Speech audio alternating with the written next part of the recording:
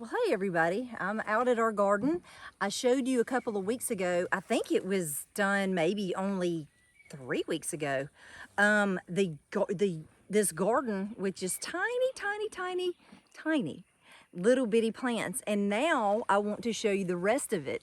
It is unbelievable. It is huge. They are just growing like, just like wildfire.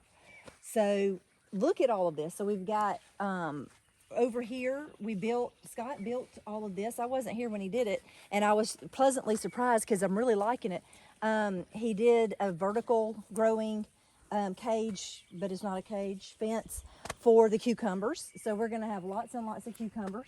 We've got squash growing out of our ears. I think that's a real saying. I don't think I made that up. And we've got tons and tons of squash. I have a couple of different squash recipes on the website, stacylynnharris.com, and just go up in the search bar and look up squash and it'll pull up all of the recipes. I've got some really good ones. And then we've got all of the tomatoes, which we have most of them in cages, and as you see, the ones in cages have done much better.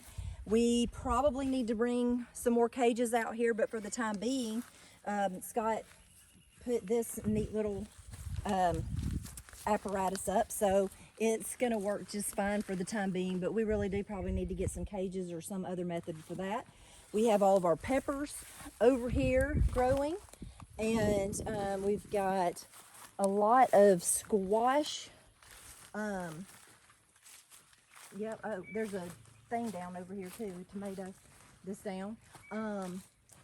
So we've got okra growing back over this way, so we can go back that way and see that. And what I love about this garden is that it is framed by these crepe myrtles and that oak, and it really gets full sun even though the trees are there, and I feel like it just is very picturesque. So the only thing about this garden that we have not, well, we've had it in the past, but we have wider rows, and the grass grows so fast in these wider rows.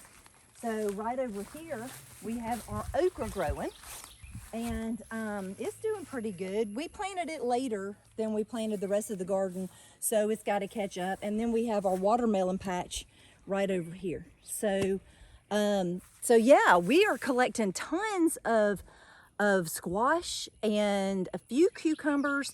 The tomatoes are green, but I have a really good fried green tomato recipe. I've got one that's baked and not fried, and it is so good, and they stay crunchy. It's amazing. And they actually stay crunchy for the next day. If you put them in a 200-degree oven, you can warm them right back up, have them on your hamburgers, have them with some salsa, some corn salsa on top of it, or shrimp with remoulade sauce. Oh my gosh, they are so good. So you can bake them, you can fry them. I've got both of those on the website. If you're not subscribed, go now and subscribe to stacylynnharris.com. It's on my homepage. You'll be able to see it, or look up newsletter, stacylynnharris.com, and I send you menus for the week. I send you new recipes, my updates, what things are going on, how to grow things, and especially how to cook and eat. I will talk to you soon. I hope y'all have a great week.